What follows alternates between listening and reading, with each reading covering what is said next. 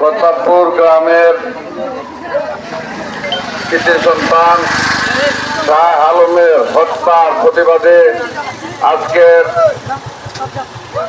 মানববন্ধন কর্মসূচিতে সভাপতিত্ব করছেন বারবার নির্বাচিত আমাদের সহযোদ্ধা জনাব শহীদ মেম্বার সাহেব।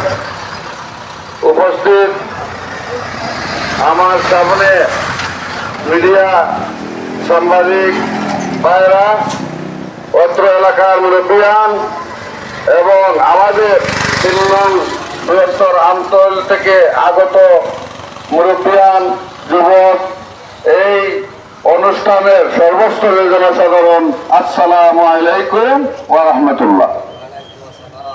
আমরা এই যে আমরা ব্যক্তিগতভাবে খুনের দিন থেকে যে নিন্দা করতেছি, যতক্ষণ পর্যন্ত এই খুনিদের বিচার না হয়েছে ততক্ষণ পর্যন্ত আমরা এইভাবেই আমাদের কর্মসূচি অব্যাহত থাকবে। আমরা অন্যায়কারীর পক্ষে না, খুনি, চোর, পাটপার, জোয়ারি, নিশাখোর, মাদক এই সমস্ত কার্যকলাপের সাথে আমরা একমত না। আমাদের রাষ্ট্রনায়ক জনাব বর্তমান প্রধানমন্ত্রী তারেক রহমানের পূর্ণ নির্দেশ, আমাদের এমপি মহোদয়ের পূর্ণ নির্দেশ জিরো টলারেন্স দুর্নীতির বিরুদ্ধে। তাই আমরা এই দলের নগণ্য কর্মী হিসাবে আমাদের প্রত্যেক ওয়ার্ড, প্রত্যেক গ্রাম, প্রত্যেক পাড়া মহল্লা আমাদের চোখ কান খোলা রাখতে হবে। উপস্থিতি বন্ধুগণ, বৃহত্তর ঐতিহ্যবাহী বিশ্বনাথ থানার 8টা ইউনিয়নের প্রত্যেকটা গ্রামের দৃষ্টি আকর্ষণ আমি করছি।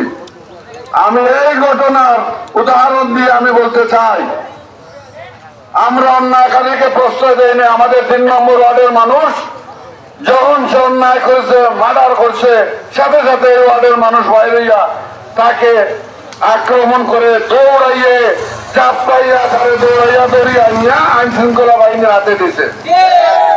এটা বাস্তব প্রমাণ, থানা প্রমাণ, মিডিয়া প্রমাণ, এলাকাবাসী প্রমাণ। তাই বিশ্বনাথ থানার মধ্যে 8টা ইউনিয়নের মধ্যে যদি এই ধরনের কেউ অপরাধমূলক কাজ করে, অবৈধ কাজ করে, প্রত্যেক পাড়া মহল্লা বা যে কোনো ওয়ার্ডের জনসাধারণ বাইরে যদি তাকে আটক করে যদি আইন শৃঙ্খলা বাহিনীর হাতে শান্তিপূর্ণভাবে তুলিয়া দেয়, আমার বিশ্বাস এইভাবে আর অন্যায় আকাম কুকাম আমাদের বৃহত্তর বিশ্বনাথ থানায় হবে না। তাই আমি বিনয়ভাবে অনুরোধ করে বলছি, আমরা হয়তো অপরাধী 2 জন, 5 জন, 1 জন, কিন্তু আমরা প্রত্যেকটা ওয়ার্ডে, প্রত্যেকটা পাড়ায় হাজার হাজার মানুষ, মা বোন আমরা বাস করি। আমরা সবাই অন্যায়ের বিরুদ্ধে, অন্যায়কারীর বিরুদ্ধে আমরা সোচ্চার হতে হবে।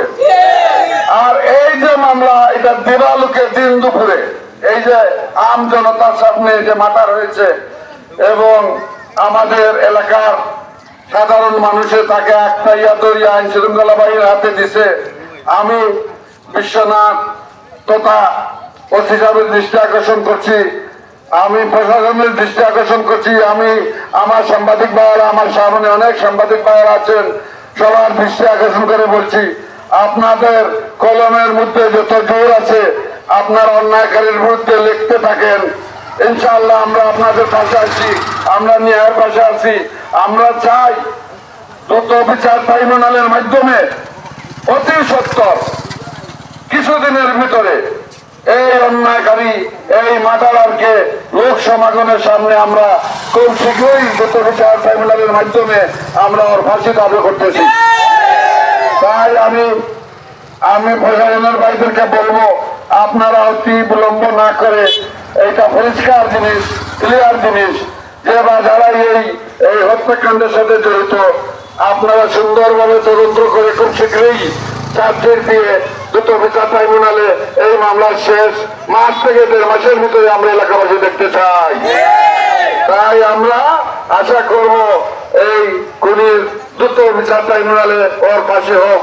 এবং আমি প্রত্যেকটা এলাকার সচেতন মানুষ, নজওয়ান, যুবক, কৃষক, শ্রমিক সবাই দৃষ্টি আকর্ষণ করে বলছি, আপনাদের এলাকায় যদি কেউ এরকম অন্যায় করে, কেউ অপরাধমূলক কাজে জড়িত থাকে, আমাদের সাথে যোগাযোগ করবা, থানার সাথে যোগাযোগ করবা, আপনার সাথে সাথে ওদেরকে থানা প্রশ্রয় দিবা।